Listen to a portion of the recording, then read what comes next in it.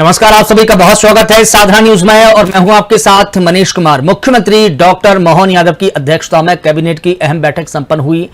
बैठक में किसानों, युवाओं, सरकारी कर्मचारियों, पुलिस विभाग और खेलों से जुड़ी कई महत्वपूर्ण फैसलों पर मोहर लगी है। सबसे बड़ी घोषणा समर्थन मूल्य की रही, जिसे फसल बेचने वाले किसानों को अगले 3 वर्षों तक बोनस मिलता रहेगा। इसके बाद मुख्यमंत्री डॉक्टर मोहन यादव ने मंत्रालय में पर्यटन विभाग की समीक्षा बैठक की। वहीं मुख्यमंत्री डॉक्टर मोहन यादव ने राजधानी भोपाल के नवनिर्मित निशातपुरा रेलवे स्टेशन का लोकार्पण किया। इस नए स्टेशन के शुरू होने से करौंद, भानपुर और अयोध्या बाईपास क्षेत्र के करीब 3 लाख से अधिक यात्रियों को सीधा लाभ मिलेगा और मुख्य भोपाल जंक्शन पर दबाव भी कम होगा। देखिए इस खास रिपोर्ट में।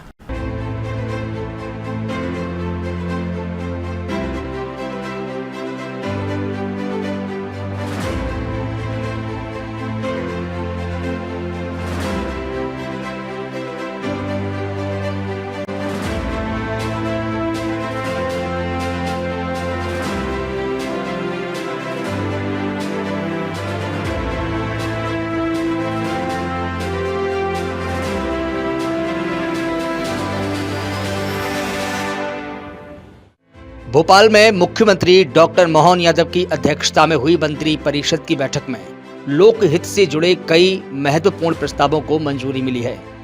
कैबिनेट ने निवेश, खेल, न्यायिक व्यवस्था, जल संसाधन, आईटी और प्रशासनिक सुधारों से जुड़े अहम फैसलों पर मोहर लगाई है। कैबिनेट मंत्री राकेश सिंह ने कैबिनेट के निर्णयों की जानकारी देते हुए कहा कि प्रदेश को 7,000 करोड़ के निवेश प्रस्ताव मिले हैं। साथ ही भोपाल में एशिया कप 2026 के आयोजन और 4 शहरों में फास्ट ट्रैक कोर्ट गठन जैसे अहम निर्णय लिए गए हैं।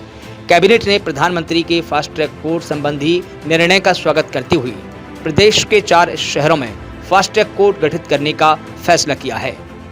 वहीं IISER में ड्रोन तकनीक के नए केंद्र की स्थापना को भी मंजूरी मिली है। इसके अलावा मंदसौर जिले की नारायणगढ़ में नए जिला एवं सत्र न्यायालय कार्यालय खोलने पर भी सहमति बनी है। बैठक में जल संसाधन विभाग की लंबित योजनाओं को निरंतरता देने का फैसला किया गया है। 184 करोड़ रुपए की मल्हारगढ़ माइक्रो परियोजना को भी मंजूरी मिली है। IT सहित कई विभागों की योजनाओं को आगे बढ़ाने पर सहमति बनी है। वहीं न्यूनतम समर्थन मूल्य पर फसल खरीदी और कर्मचारियों के प्रमोशन से जुड़े विषयों पर भी चर्चा हुई। कैबिनेट ने प्रदेश में जन विश्वास अभियान शुरू करने का फैसला भी लिया है। इसके तहत प्रत्येक शुक्रवार को मंत्री, जनप्रतिनिधि और अधिकारी सीधे जनता के बीच जाकर उनकी समस्याओं का समाधान करेंगे। इस दिन नियमित बैठकों के बजाय फील्ड विजिट को प्राथमिकता दी जाएगी। अभियान की 2 सप्ताह के बाद समीक्षा की जाएगी। कैबिनेट ने सबसे पहले श्री अनुराग जैन जी को बधाई दी, शुभकामनाएं दी। उनका कार्यकाल बहुत यशस्वी था और प्रदेश के वो पहले ऐसे अधिकारी बने जो यहाँ का कार्यकाल पूरा करने के बाद नीति आयोग के मुख्य कार्यकारी अधिकारी के रूप में नियुक्त हुए। और माननीय मुख्यमंत्री जी ने पूरे मंत्रिमंडल की तरफ से उस नए दायित्व के लिए उनको बधाई दी है। उनके समय में कई सारे महत्वपूर्ण कार्य हुए हैं, उनके लिए उनको याद रखा जाएगा। और उसके साथ में आज जो नवनियुक्त मुख्य सचिव महोदय हैं श्री बणवाल जी, उनकी आज ये पहली बैठक थी, तो सभी ने आज उनको भी बधाई दी है और ये उम्मीद की है कि उनके साथ काम करते हुए मध्य प्रदेश ऊंचाइयों पर पहुंचेगा और बेहतर तरीके से परिणामकारी कार्य सरकार देगी। इसके साथ में माननीय मुख्यमंत्री जी ने गुरु पूर्णिमा को लेकर, कल गुरु पूर्णिमा का पवित्र अवसर है और सभी को बधाई दी है। और पूरे प्रदेश में गुरु पूर्णिमा को महर्षि सांदीपनि श्रद्धा पर्व के रूप में मनाया जाएगा। जगह जगह सांदीपनि जो स्कूल खुले हैं वो एक तरह से कीर्तिमान स्थापित कर रहे हैं और महर्षि सांदीपनि श्रद्धा पर्व एक जन भागीदारी का उत्सव, सांस्कृतिक और शैक्षणिक जन आंदोलन के स्वरूप में मनाए जाने की योजना है। और उसके साथ साथ अगर कुछ सांदीपनि स्कूल तैयार हो गए हैं, उनके लोकार्पण होना है, तो वो लोकार्पण भी इसमें किए जाएंगे। बहुत प्रसन्नता की बात है कि मध्य प्रदेश को लगातार राष्ट्रीय स्तर पर अपने कार्यों के लिए पुरस्कार प्राप्त हो रहे हैं। आयुष्मान भारत योजना में भी मध्य प्रदेश को राष्ट्रीय सम्मान मिला है। बेस्ट परफॉर्मिंग लार्ज स्टेट श्रेणी में राष्ट्रीय सम्मान मध्य प्रदेश को दिया गया है।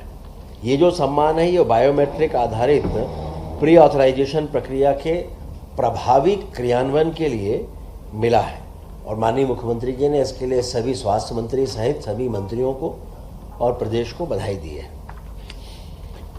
इसके साथ ही माननीय प्रधानमंत्री जी ने जो निर्णय लिया है फास्ट ट्रैक कोर्ट का, वैसे भी माननीय प्रधानमंत्री जी जो भी निर्णय लेते हैं तो मध्य प्रदेश वो ऐसा राज्य है जहां कोशिश होती है कि अगर उसे राज्यों में भी लागू करना है तो मध्य प्रदेश उन्हें लागू करने में एक अग्रणी राज्य के रूप में अपनी भूमिका निभाए और इसीलिए मध्य प्रदेश में फास्ट ट्रैक कोर्ट बनाने की भी आज घोषणा हो गई है। ये भोपाल, जबलपुर, इंदौर और ग्वालियर में स्थापित होने वाले हैं, जिनमें पेपर लीक और परीक्षा जैसे अन्य सभी मामलों का 3 माह के भीतर निराकरण किया जाएगा और साथ में ये भी सुनिश्चित होगा कि जो युवा हैं उनके सपने साकार होने में किसी तरह की कोई कठिनाई ना आए। इसके लिए साथ में सभी परीक्षाएं पारदर्शी तरीके से हों, उसके लिए जो स्टैंडर्ड प्रोटोकॉल है वो भी तैयार किया जाएगा। ये बहुत खुशी की बात है कि इस बार माननीय प्रधानमंत्री जी के मन की बात के कार्यक्रम में मध्य प्रदेश का उल्लेख हुआ है। माननीय प्रधानमंत्री जी ने जो कैच द रेन, जो उनका एक संकल्प है, प्रेरणा है पूरे देश को, उसमें उन्होंने सीधी और नरसिंहपुर में जल संरक्षण के लिए जो कार्य हुए हैं उनके लिए सरकार के, मध्य प्रदेश सरकार के कार्यों की सराहना की है। माननीय प्रधानमंत्री जी ने सीधी में 1500 जो तालाब बने हैं उनको लेकर और नरसिंहपुर में अमृत सरोवरों को जिस तरह से संवारा गया है उसको लेकर उन्होंने मध्य प्रदेश की सराहना की है। और खुशी की बात यह है कि माननीय मुख्यमंत्री जी ने इस बात के लिए भी बधाई दी है कि मध्य प्रदेश को 7,000 करोड़ रुपए से अधिक निवेश के और भी नए प्रस्ताव प्राप्त हुए हैं। और इसमें Shyam Sel and power company limited लगभग 1,000 करोड़ का निवेश करने वाली है और 1,000 से अधिक लोगों को रोजगार देने का लक्ष्य है। इसी तरह से पारस defence and space technology Madhya Pradesh में सेमीकंडक्टर परियोजना भी स्थापित करेगी, जिसमें 6,200 करोड़ रुपए का निवेश होगा और लगभग 2,500 से अधिक रोजगारों का सृजन होगा। अभी बहुत प्रसन्नता की बात है कि जिस तरह से प्रमोशन हुए हैं उसमें अकेले पुलिस विभाग में ही 25,000 से अधिक पुलिस कर्मचारियों की पदोन्नतियां हुई हैं और साथ में मध्य प्रदेश पुलिस में अलग अलग श्रेणियों में 9,662 पदों को मंजूरी भी दी गई है। पिछले साल भी लगभग 8,500 पद स्वीकृत किए गए थे और इन दोनों को मिला लें तो लगभग 18,000 पद 2 वर्ष में मध्य प्रदेश में स्वीकृत हुए हैं।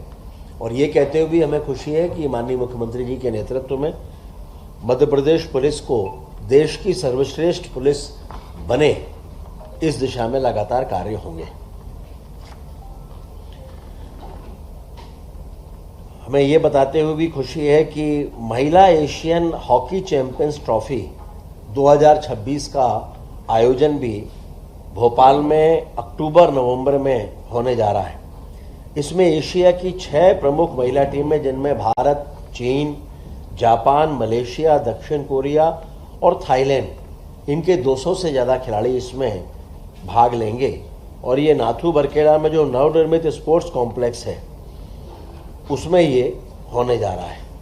इसमें लगभग 18 करोड़ रुपए के आसपास की राशि खर्च होगी। वित्त विभाग के द्वारा इसके लिए सहमति भी दे दी गई है।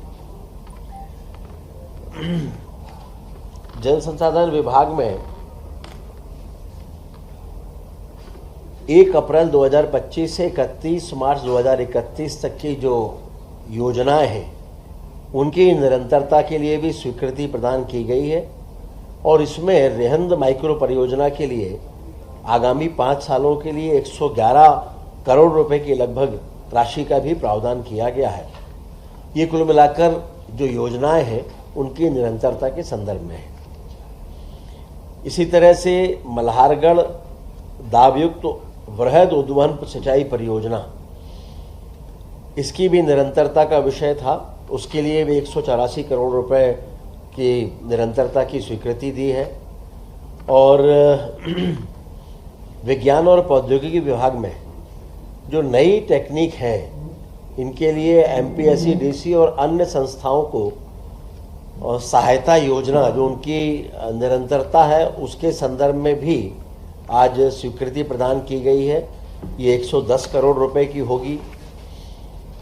और इस तरह से अन्य विभागों की भी निरंतरता की जानकारियां हैं जो मुझे लगता है कि आपको मिल जाएंगी। अलग अलग बताने की उसकी आवश्यकता नहीं है।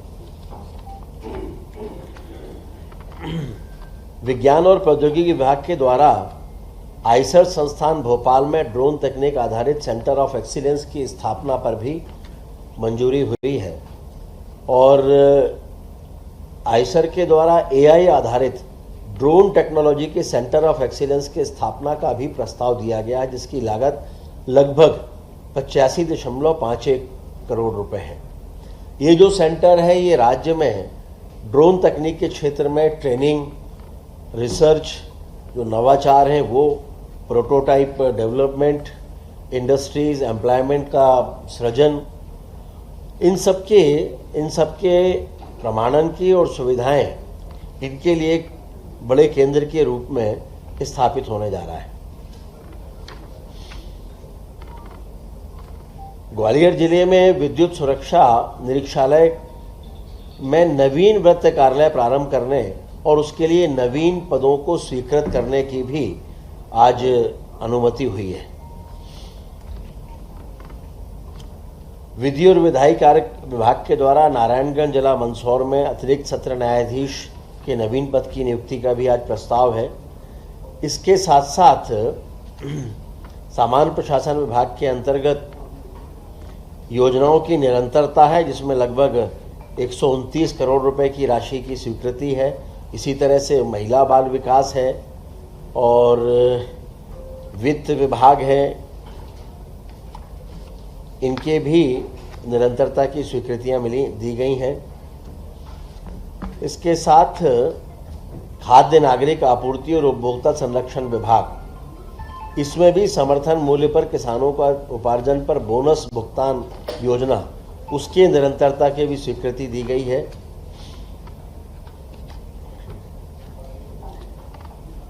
खाद्य नागरिक आपूर्ति और उपभोक्ता संरक्षण विभाग में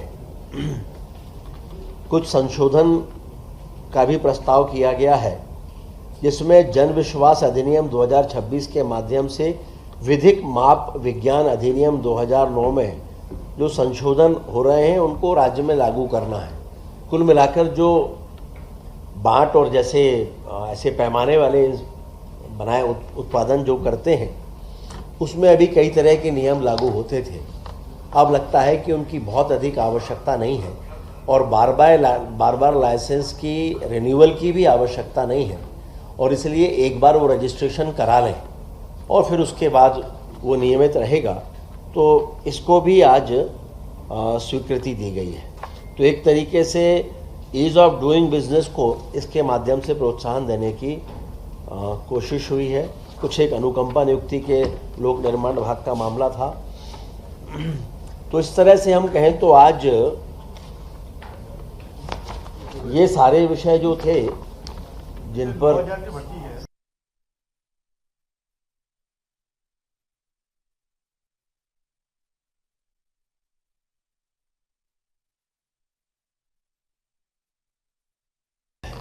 जन विश्वास अभियान की शुरुआत हो रही है मध्य प्रदेश में। ये प्रत्येक शुक्रवार को ये अभियान चलेगा। एक तरीके से कई योजनाओं का सीधे तौर पर नीचे के स्तर पर मॉनिटरिंग, उसके लिए जनप्रतिनिधि यानी माननीय जनप्रतिनिधि, मंत्री, विधायक, ये सब तो नीचे जाएंगे ही, लेकिन अधिकारियों की पूरी टीम भी शुक्रवार के दिन कोई बैठक आयोजित नहीं होगी। शुक्रवार के दिन कोई नहीं, ये निर्धारित होगी, सरप्राइज नहीं होगी। इसमें सभी रहेंगे, ऊपर से लेकर नीचे तक, और कलेक्टर्स भी सब नीचे जाने वाले हैं। कलेक्टरों को ये जिम्मेदारी होगी कि ये जो निर्धारित होने वाले कार्यक्रम हैं वो ठीक तरीके से हो जाए, और इसमें जैसे सीएम हेल्पलाइन है, लोक सेवा गारंटी है, इसके अलावा आयुष्मान योजना है, जल जीवन मिशन है, आंगनवाड़ी है, खाद बीज से संबंधित जितने भी विषय हैं वो हैं। तो कुल मिलाकर संवाद, समाधान, संवेदनशीलता और सादगी, इनका मिला जुला स्वरूप होगा, और इनमें बहुत सादगी के साथ इसको किया जाएगा। यानी कोई बड़ी राशि इसमें खर्च नहीं होगी, कोई बहुत बड़ा टेंट लगे ऐसा नहीं होगा, उस तरह का बड़ा नहीं होगा, जो बहुत मिनिमम, जो बहुत आवश्यक है। और मंत्रियों के स्तर पर भी कोशिश ये है कि पहले वो अपने प्रभार के क्षेत्रों में ही इसको लेकर जाएं। अपने क्षेत्र में भी आ सकते हैं, लेकिन प्राथमिकता प्रभार के जिलों को देंगे। तो एक तरह से पूरी सरकार ही प्रत्येक शुक्रवार को नीचे ज़मीन पर होगी। माननीय मुख्यमंत्री जी भी इसमें कहीं ना कहीं जाएंगे, सारे मंत्री जाएंगे, सारे विधायक जाएंगे। तो मॉनिटरिंग योजनाओं की होगी, और उसके बाद 1-2 सप्ताह में फिर जो भी अनुभव नीचे आएंगे उसके आधार पर अगर इसमें कुछ और जोड़ना है, कोई संशोधन करना है, तो वो भी करेंगे, लेकिन ये निरंतर चलेगा। राजधानी भोपाल के रेल यातायात बुनियादी ढांचे को एक बड़ा विस्तार मिला है। मुख्यमंत्री डॉक्टर मोहन यादव ने नवविकसित निशातपुरा रेलवे स्टेशन का औपचारिक लोकार्पण किया और यहां से सीधे यात्री ट्रेनों के संचालन का शुभारंभ किया। भोपाल, रानी कमलापति, संत हृदयराम नगर के बाद निशातपुरा अब राजधानी भोपाल का चौथा प्रमुख रेलवे स्टेशन बन गया है। इस कदम से भोपाल मुख्य रेलवे स्टेशन पर यात्रियों और ट्रेनों की भारी आवाजाही का दबाव काफी हद तक कम होने की उम्मीद है। प्रमुख ट्रेनों के ठहराव के साथ सेवाओं की शुरुआत। लोकार्पण समारोह के दौरान मुख्यमंत्री डॉक्टर मोहन यादव ने गाड़ी संख्या 12919 डॉक्टर अंबेडकर नगर श्री माता वैष्णो देवी कटारा मालवा एक्सप्रेस को हरी झंडी दिखाकर निशातपुरा रेलवे स्टेशन पर इसके नए ठहराव का औपचारिक शुभारंभ किया। पश्चिम मध्य रेलवे के जनरल मैनेजर दिलीप सिंह जी, भोपाल के डीआरएम पंकज त्यागी जी, सौरभ कटारिया जी, मंच पर उपस्थित हमारे सूर्यकांत गुप्ता जी, और यहां पर उपस्थित सभी भाइयों और साथियों, माताओं बहनों, ये बहुत प्रसन्नता की बात है कि आज भोपाल को और नरेला विधानसभा को एक सौगात और मिली है। भाइयों और साथियों, 2014 से जब से इस देश में नरेंद्र मोदी जी प्रधानमंत्री बने, उन्होंने इस देश की आबो हवा को बदलने का काम किया, विकास और कल्याण की राजनीति को आगे बढ़ाने का काम किया। रेलवे का विकास ये पहले की सरकार में एक सपने जैसा था, पर नरेंद्र मोदी जी ने यह सुनिश्चित किया कि इस देश में रेल का विकास भी होगा और प्लेन का विकास भी होगा, शहर का विकास भी होगा और गांव का विकास भी होगा। विकास के नए अवधारणा स्थापित करने का काम नरेंद्र मोदी जी ने किया, और उन्होंने कहा कि यदि इस देश को विकास की रफ्तार को और तेज करना है तो देश में डबल इंजन की सरकार होनी चाहिए। और मुझे इस मंच से कहते हुए कहीं संकोच नहीं है कि डबल इंजन की सरकार की परिभाषा यदि नरेंद्र मोदी जी ने स्थापित की तो उसको मूर्त रूप देने का काम मध्य प्रदेश के मुख्यमंत्री डॉक्टर मोहन यादव जी ने किया। उनके नेतृत्व में भी लगातार विकास के नए आयाम स्थापित हुए हैं।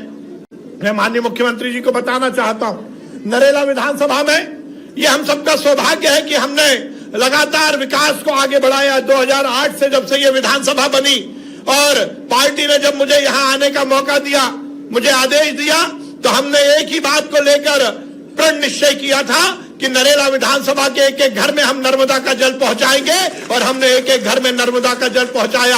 हमने रोड की सौगात दी, हमने नालियां बनवाई, हमने सीवेज लाइन बनवाई, हमने बड़े बड़े फ्लाईओवर बनवाए, हमने स्कूल बनवाए, कॉलेज बनवाए, बड़े बड़े कम्युनिटी हॉल बनवाए, और ये सब यदि हो पाया तो निश्चित रूप से भारतीय जनता पार्टी की मध्य प्रदेश की सरकार के कारण हो पाया, डॉक्टर मोहन यादव जी के कारण हो पाया। मैं लंबी बात इसलिए नहीं करूंगा क्योंकि ट्रेन आने ही वाली है और माननीय मुख्यमंत्री जी को उसको हरी झंडी दिखाना है, उससे पहले हमें उनको सुनना है। बस मैं माननीय मुख्यमंत्री जी को इस बात का बहुत धन्यवाद दूंगा और मुझे इस बात की बहुत प्रसन्नता, आज सुबह 11 बजे ही मैंने उनसे कहा कि हम इस कार्यक्रम में, क्योंकि यहां पर कोई बहुत बस्ती नहीं है, कार्यक्रम में हम ये चाहते हैं कि रोड शो हो जाए और आप खुली जीप में आ जाओ। तो माननीय मुख्यमंत्री जी ने एकदम से स्वीकार किया और मेरी बात से मुख्यमंत्री जी सहमत होंगे। कहा जाता है लोग पत्थरों से घायल होते हैं, पर आज आप सबने हमें फूलों से घायल कर दिया और जो जबरदस्त स्वागत माननीय मुख्यमंत्री जी का हुआ है, निश्चित रूप से ये इस बात को परिलक्षित करता है कि इस क्षेत्र में ये स्टेशन बनने से निश्चित रूप से खुशी की लहर दौड़ी है। इस संपूर्ण क्षेत्र में इस स्टेशन के माध्यम से जहां एक और हमें ट्रेन की सुविधा मिलेगी तो उसके साथ साथ इस संपूर्ण क्षेत्र की इकोनॉमी में भी उसका बहुत असर पड़ेगा। निश्चित रूप से व्यापार बढ़ेगा, इस संपूर्ण क्षेत्र में एक नई उमंग आएगी। और मैं यहाँ के रहवासियों को बताना चाहता हूं कि वैसे भी अब इसकी कनेक्टिविटी बहुत अच्छी होने वाली है। देश का सबसे बड़ा आरओबी 6 ट्रैक के ऊपर से बनने वाला आरओबी यहीं से बनने वाला है, जो द्वारका नगर से शुरू होगा और खेड़ापति हनुमान जी महाराज के प्रांगण में उतरेगा। और सबसे बड़ी खुशी की बात है कि माननीय मुख्यमंत्री जी आज खेड़ापति हनुमान जी महाराज के मंदिर में भी दर्शन के लिए जा रहे हैं और ये हम सबका सौभाग्य है कि भोपाल के पालनहार खेड़ापति हनुमान जी महाराज का प्रांगण दिव्य प्रांगण बनने वाला है। लगभग 100 करोड़ रुपए की लागत से, लगभग 100 करोड़ रुपए की लागत से खेड़ापति हनुमान जी का प्रांगण बनकर तैयार होगा। यह हम सबके लिए बहुत प्रसन्नता की बात है। एक बार पुनः मैं माननीय मुख्यमंत्री जी का बहुत अभिनंदन करता हूं और इस देश के यशस्वी प्रधानमंत्री नरेंद्र मोदी जी और हमारे रेल मंत्री अश्विनी वैष्णव जी को धन्यवाद देता हूं कि उन्होंने हम सबको इस स्टेशन की सौगात दी। बहुत बहुत धन्यवाद। भारत माता की जय, हिंदुस्तान जिंदाबाद। श्रीमान नरेंद्र मोदी जी के नेतृत्व में देश बदल रहा, हर विभाग के अंदर विकास के नए नए कीर्तिमान बन रहे हैं। ऐसे में भोपाल में ये नए चौथे स्टेशन की जोरदार ताली बजा करके बधाई दे अपने आप के लिए। मंच पर विराजमान अभी अभी जिनने अपना विषय रखा, माननीय आपके अपने सबके नेता यहाँ श्रीमान विश्वास सारंग जी, जोरदार ताली बजाए। हमारे मंत्रिमंडल के साथी हैं। मंच पर ही विराजमान हमारे एक और विधायक श्रीमान विष्णु खत्री जी, जोरदार ताली बजा के विष्णु खत्री जी का भी अभिनंदन करें। महापौर श्रीमती मालती राय जी, आपका भी स्वागत, अभिनंदन। महापौर जी आपका स्वागत। और सभापति जी किशन सूर्यवंशी जी, आने वाली जन्माष्टमी, जोरदार ताली बजाएं किशन सूर्यवंशी जी के लिए भी। इस कार्यक्रम में मंच पर विराजमान श्रीमान दिलीप सिंह जी, डीके सिंह जी, पंकज त्यागी जी, डीआरएम और मंच उपस्थित सभी अतिथिगण, इस सभागार में मौजूद सभी भाइयों बहनों, दोनों हाथ जोड़ के आप सबको बधाई दे रहा हूं, आपको अभिनंदन कर रहा हूं। ताली बजा करके जोरदार अभिनंदन करें अपने आप का भी, इतनी बड़ी सौगात के लिए।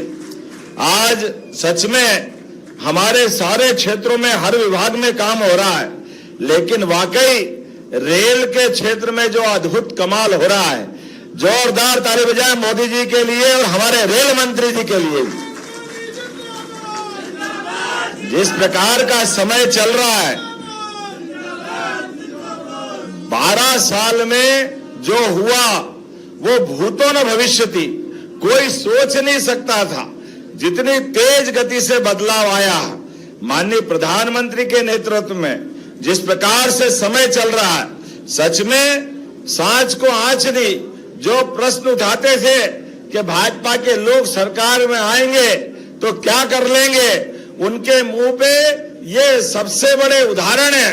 अब रेल के अंदर जिस गति से काम चल रहा है, सच में हम अंदाज लगा लें, अब दिल्ली तरफ से उज्जैन इंदौर जाने के लिए अगर कोई ट्रेन आएगी तो उसको पटरी बदलने, इंजन बदलने की जरूरत नहीं, वो सीधे सीधे जा सकेगी। जोरदार ताली बजाएं अपने भविष्य के दृष्टि से। आज से जो सौगात मिल रही है, सोमनाथ वेरावल एक्सप्रेस और मालवा एक्सप्रेस, एक आती सोमनाथ जाकर के बाबा बिल्कुल पश्चिम में और महाकाल होते हुए इधर आएगी, और दूसरी जम्मू तवी शिव और शक्ति के प्रतीक। जोरदार अभिनंदन करें, ये वाकई अद्भुत धाम बनने वाला है हमारे लिए। आने वाले सिंहस्थ को लेकर जैसी सौगातें चाहिए, एक के बाद एक रेल के माध्यम से ये जो परिवर्तन आ रहा है, और खास करके अब मध्य प्रदेश के अंदर 100% विद्युतीकरण हुआ है, और उसी के साथ साथ मैं आंकड़ा देख रहा था कि जितने प्रकार से विकास के काम हुए, कांग्रेस के शासनकाल में एवरेज 4 किलोमीटर सड़क, 4 किलोमीटर पटरी डलती थी, लेकिन आज 34 किलोमीटर की स्पीड से डल रही। जोरदार ताली बजाइए, ये अपनी सरकार के माध्यम से काम करने का तरीका है। और यहाँ पे रानी कमलापति, हिरदाराम, मुख्य स्टेशन, अब निषादपुरा, एक के बाद एक ये 4-4 सौगात चारों दिशा से मिलके आ रही है। मैं आपसे बात कर रहा हूं तो आज यहाँ इसी स्थान पर खास करके अभी थोड़े दिन पहले ही हमारे अपने इसी प्रदेश के अंदर अमृत स्टेशनों के माध्यम से सौगातें मिली थी, और 13 अत्याधुनिक स्टेशन, पूरे देश में 75 रेलवे स्टेशन। जोरदार ताली बजाएं, बहुत बड़ी बात है। पुराने जमाने में एक आध जगह कोई काम हो जाए तो हो जाए, कोई रेल मंत्री बनता, एक आध रेल अपने यहाँ चला ले तो बहुत बड़ी बात हो जाती थी, लेकिन अब आज के समय में एक के बाद एक कितनी सौगातें मिल रही, और होना भी क्यों ना चाहिए। सिमस्त में 40 करोड़ से ज्यादा यात्री आएंगे। ऐसे में आने जाने के लिए, समय बचाने के लिए, मुख्य स्टेशन पे भीड़ को दबाव कम करने के लिए इसी प्रकार के स्टेशन की आवश्यकता। और सच में ये रेलवे स्टेशन केवल रेलवे स्टेशन नहीं, ये पूरा क्षेत्र विकास का नया कीर्तिमान बनाएगा। मैं सभी क्षेत्रवासियों को बधाई देना चाहता हूं, इस विधानसभा क्षेत्र के सभी निवासियों को, जिनके कारण से आज हमारा ये उज्जैन और मालवा तरफ का बेल्ट नए प्रकार से जाएगा। और खास करके उज्जैन के साथ साथ आज यहाँ में अगर देखता हूं तो फुट 14 करोड़ की लागत से ये स्टेशन बना है, और बहुत सारी सुविधाएं इसमें जोड़ी गई है। और दिल्ली से उज्जैन तरफ के लिए सीधी सीधी गाड़ी जाएगी। व्यापार व्यवसाय, रोजगार बढ़ाने के लिए और हर जिले को कनेक्टिविटी बढ़ाने के लिए रेलवे जो काम कर रही, अद्भुत कर रही। अपने रेल के डब्बों में एक दिन में जो यात्री यात्रा करते हैं, वो कई देशों की पूरी आबादी आ जाए, इतने बड़ा क्षेत्र है। जोरदार ताली बजाए, 70 से ज्यादा रेलवे मंडल काम कर रहे हैं। और आप अपने बीच में से अगर ये देखते हैं कि अमृत स्टेशन के आधार पर और वंदे भारत और मेट्रो ट्रेन, अब तो 1800 करोड़ की लागत से यहाँ भोपाल में रेलवे के कोच बनने वाले हैं। जोरदार ताली बजाए, भोपाल के अंदर भोपाल बदल रहा है, प्रदेश बदल रहा है। कल्पना करो 2009 से 2014 तक मध्य प्रदेश में केवल 632 करोड़ का रेल बजट था। आप अंदाज लगाओ केवल 12 साल में कैसे बदला होगा।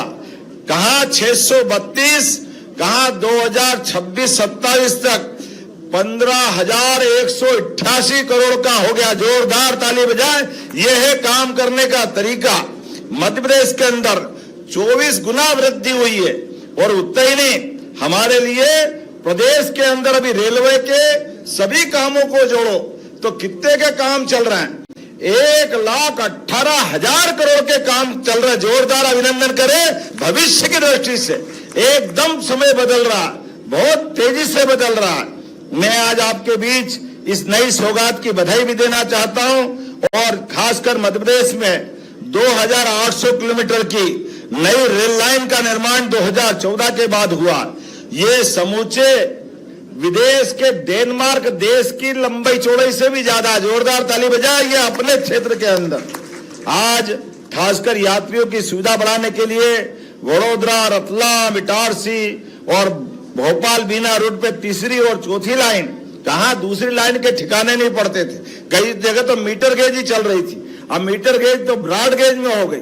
ब्रॉडगेज डबल लाइन से ट्रिपल लाइन हो गई, जहां ट्रिपल लाइन में 4 लाइन की हमारी रेलवे अपने यहाँ सुविधा बढ़ाई है। ऐसे समय में जब ये बड़ी सौगात मिल रही है तो मैं अपनी ओर से बधाई देना चाह रहा हूं। और खासकर एक रेल जब आती है तो रेल की सुविधा के साथ बहुत सारी संभावना लेके आती है। सभी प्रकार के उद्योग धंधों के लिए, सभी प्रकार के यात्रियों के आवागमन के लिए, रोजमर्रा के ग्रामीण क्षेत्र से आने वाली फल, सब्जी, दूध, सभी क्षेत्रों में बदलाव लाती है। ऐसे में ये रेलवे की सौगात, सच में आप भाग्यशाली हैं, आपके योग्य जनप्रतिनिधि हैं। हमारे लिए अभी आलोक शर्मा जी नहीं है, लेकिन आलोक शर्मा जी, विश्वास सारंग जी, विष्णु खत्री जी, रामेश्वर शर्मा जी, सभी के लिए जोरदार ताली बजाए, सारे जनप्रतिनिधियों के लिए। और एक बार दोनों हाथ ऊपर करके प्रधानमंत्री और रेल मंत्री का भी अभिनंदन करें। इतनी बड़ी सौगात के लिए जोरदार ताली बजाए। बहुत बहुत धन्यवाद। भारत माता की।